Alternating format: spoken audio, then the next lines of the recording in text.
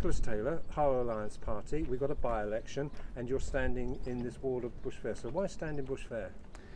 Well, over the last 4 years since we set up the party, we have done a lot of work in this neighbourhood with lots of groups of residents, and we felt that it was a good opportunity to actually show our faces in this ward in a more public way.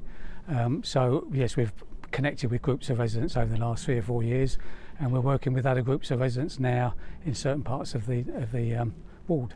A lot of your work has been done, for example, on a Saturday morning, getting the stall out in the Bush Fair shopping centre. What feedback have you got there, and what type of questions?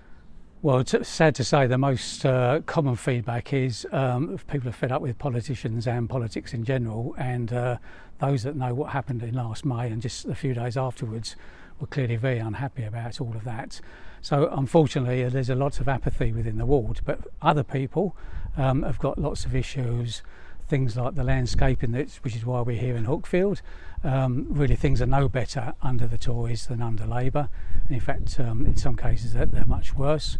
But we come across things like bad cycle tracks in church lays and paths, large trees in Great Braes overhanging people's houses who have been complaining for years to the council, and really a lot of people who are upset about the council, about the day-to-day things that are happening in the neighbourhood and on their estate. So the Conservatives have been running the administration now for well over 13 months, nearly 14 months. Do you feel the clock is ticking on them? Well, the clock's already been ticking for 13 months, as you rightly say, and to be quite honest, within the estates and of course in the town centre, there's no evidence any real progress being made. I can understand why that would take time to do the town centre, but there are bits and pieces like clearing up estates, like getting bits of cycle track and path fixed, like getting trees cut, which don't take a great deal of effort. They're not massive issues, but they make a big difference to people within their estate and where they live. Do you think they need to realise that local government does work slowly, or do you think they need to crack the whip, metaphorically? I think they need to crack the whip. There's no doubt about that. I think it's evidenced around these estates that, as I say, these are not big issues. We need a tree programme, as we've highlighted before. We need a house painting programme, as we've highlighted before, and a whole range of other issues. They're not difficult, huge issues. The council are 13 months into it, and a lot of these things should have been picked up. I guess another thing we picked up on back in April 2021, 3 of the basketball hoops in Nicholsville vandalised council said we'll do it, and here we are in June, and I guess that's it as another job that just simply, and these little things, whether you're standing behind you or they add up, don't they? Yeah, I mean, another one of the big issues is off-street parking, and we were here in Hookfield, and just literally around the corner there's cars parked fully on the path. Now, back in 2019 the council came forward with an off-street parking programme. We have raised this with the Tories since.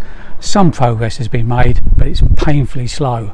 And really there's a lot more areas should have been constructed by now, not just plans, not just consulting, but they've been on the table for 3-4 years, and really residents want to see progress on their estates. We need to go back to a general issue around Harlow. You talk about apathy. There was a Police and Fire Crime Commissioner meeting last night. Chief Inspector of Police, Head of the Fire Service, Councillor Joel Charles, one member of the public turned up.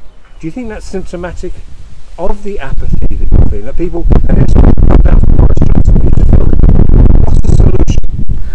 Well, I think one of the things, and we've highlighted this since our inception, is the council should be the prime mover to get things publicised within the town. Basically, there's an anti-poverty, a Harlow Poverty Alliance meeting on Friday.